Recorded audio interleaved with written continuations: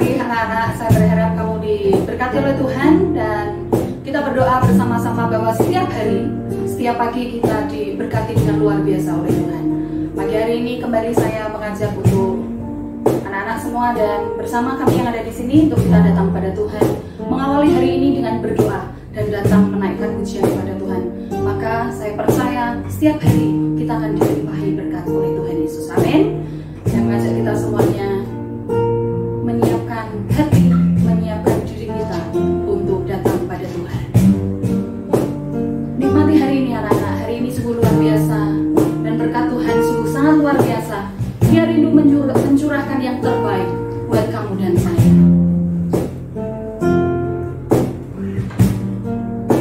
Haleluya.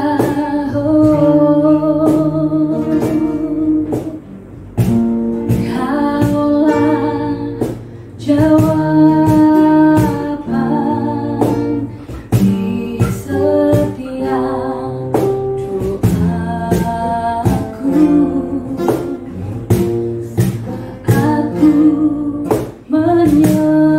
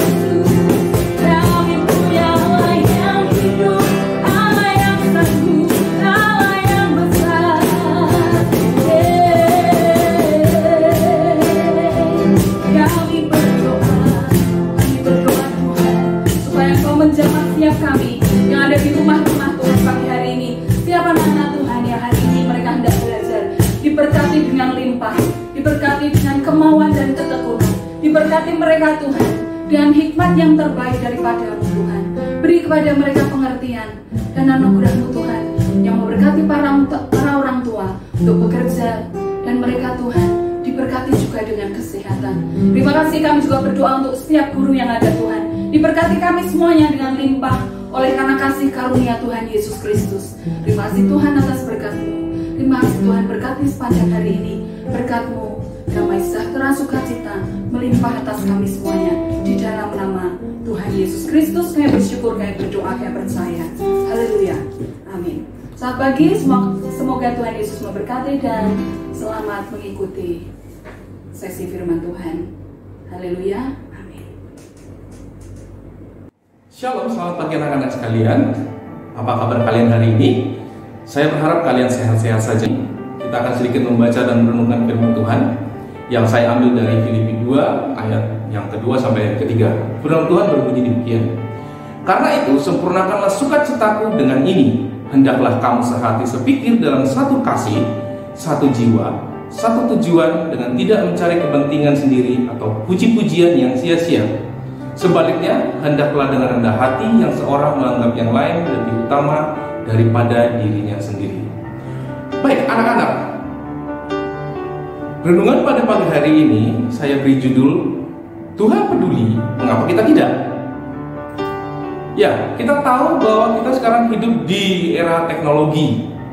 Teknologi sangat pesat, yang manusia semakin dimudahkan dalam melakukan segala sesuatu karena adanya teknologi. Namun secara tidak sadar, manusia juga terkadang semakin jauh dari kata makhluk sosial. Saya yakin kalian tahu apa itu makhluk sosial. Jadi makhluk sosial adalah makhluk yang perlu berinteraksi dengan sebenar-benarnya dengan orang lain. Tetapi karena hadirnya teknologi saat ini, ada sekat antara satu manusia dengan manusia yang lain. Ya, sekat itu secara tidak sengaja kita bangun. Kita secara kita tidak sadar kita menjadi lebih egois. Ya, kita lebih egois, kita tidak peduli dengan seseorang, kita tidak peduli dengan yang sekitar kita. Banyak di antara kalian mau kalian sadari atau tidak, terkadang di dalam satu keluarga, ya, di dalam satu ruangan, tapi semua sibuk dengan kesibukannya sendiri-sendiri. Itu terjadi. Apa salah teknologi? Tidak juga. Yang menurut saya yang salah, yang kurang benar adalah kita yang memanfaatkan teknologi itu. Yang terjadi apa?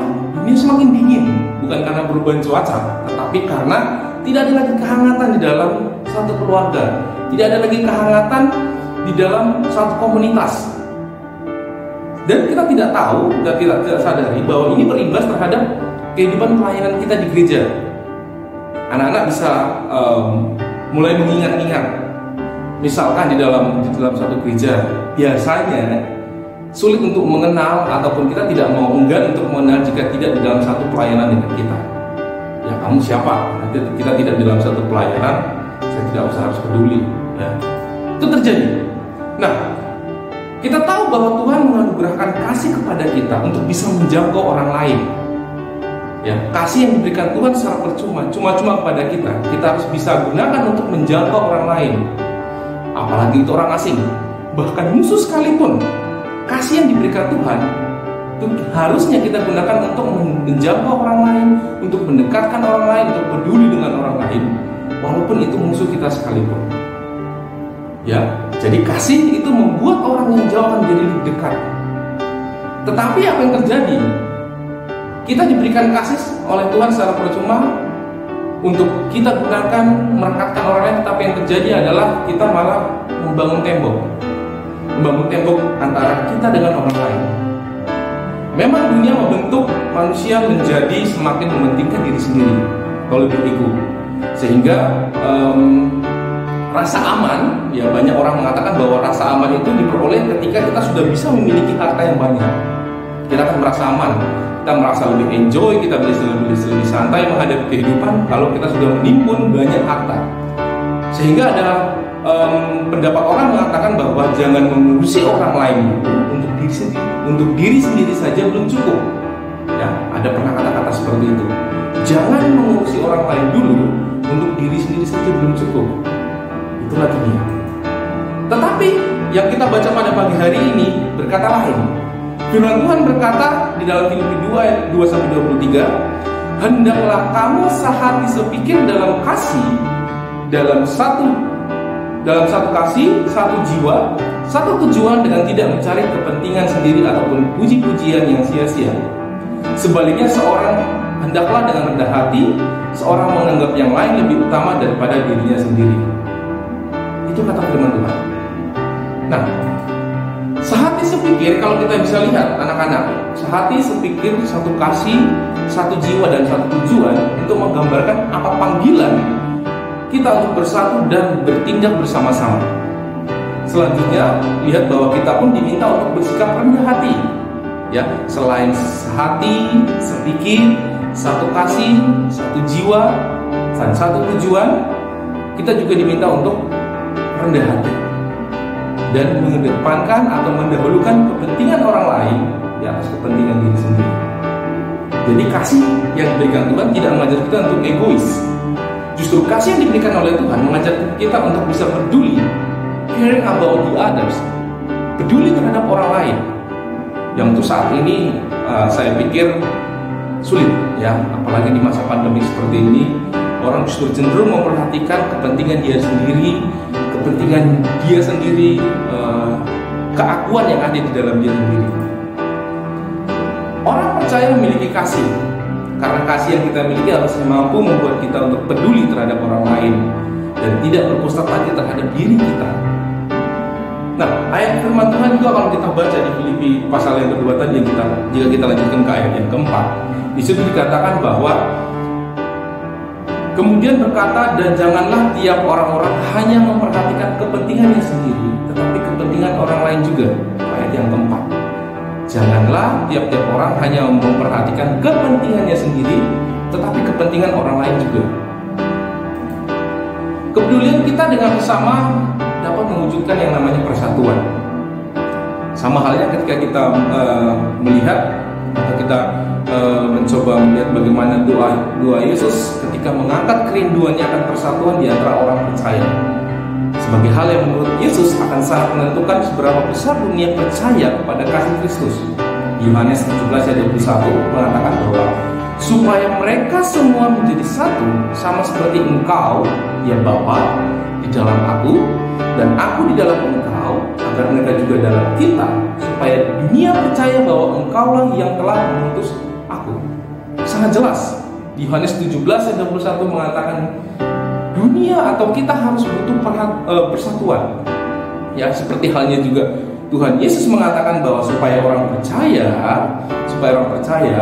kita harus Tuhan harus menjadi satu. Peduli tidak cukup hanya sebatas kata-kata, anak-anak. Ya, saya peduli terhadap kamu, saya peduli terhadap si A, si B. Tidak hanya sebatas dengan kata-kata, tetapi sebuah perbuatan, sebuah action untuk membantu mereka secara nyata. Kerinduan untuk memberi tidak bergantung berapa harta yang kita miliki. Ketika kita peduli ingin membantu penderitaan sesama di sekitar kita, tidak bergantung pada berapa besar harta yang kita miliki. Firman Tuhan juga mengajarkan kita untuk memberi dengan sukacita. Ada di Lukas 6 ayat 38. Berilah dan kamu akan diberi suatu takaran yang baik, yang dipadatkan, yang digoncangkan, yang tumpah keluar dan dicurahkan ke dalam ribaanmu. Sebab ukuran yang kamu pakai untuk mengukur akan diukurkan kepadamu. Sangat jelas anak-anak, firman Tuhan mengajarkan bagaimana kita memberi dengan sukacita. Memberi bukan dengan kekayaan kita, tetapi memberi dengan apa yang muncul dari hati kita. Memberi dengan sukacita, memberi dengan senyuman yang lebar, memberi dengan segala sesuatu tanpa bersungut-sungut. Jelas tidak pada tempatnya jika kita berharap Tuhan mencurahkan berkatnya kepada kita, tetapi kita tidak mau atau kita tidak peka terhadap penderitaan orang lain. Bagaimana Tuhan mau mencurahkan berkatnya ketika kita aja yang sudah diberkati, hidup kita yang sudah diberkati tidak mau menyalurkan berkat itu terhadap orang lain. Dan kita terus merasa bahwa Tuhan, saya masih kurang, Tuhan, saya masih butuh lebih banyak lagi. How come? Bagaimana? Jadi jangan pernah menuntut Tuhan untuk memberkati saudara ketika saudara sendiri tidak mau memberkati orang lain. Berkat tidak hanya kita ukur dari harta, berkat segala satu kemudahan kita dapat dalam dunia ini, kita kemudahan untuk mendapat pekerjaan misalkan, kemudahan untuk saya bisa mendapat peringkat 1 misalkan di kelas. Jadi berkat tidak selamanya hanya harta. Kasih yang dicurahkan dari surga harusnya mampu membawa kita untuk memiliki belas kasih kepada orang lain. Bukan saja pada orang yang kita kenal, bahkan orang asing sekalipun, bahkan itu adalah musuh kalian. Kalian perlu memberikan kasih. Begitu pentingnya rasa kepedulian sehingga firman Tuhan juga berkata di Amsal 19 ayat 17, siapa menaruh belas kasih kepada orang yang lemah, menyutangi Tuhan yang akan membalas perbuatannya itu. Wow, sangat dahsyat sekali anak-anak. Menyutangi Tuhan. Tuhan tidak butuh diberikan utangan, ya. Tuhan tidak butuh.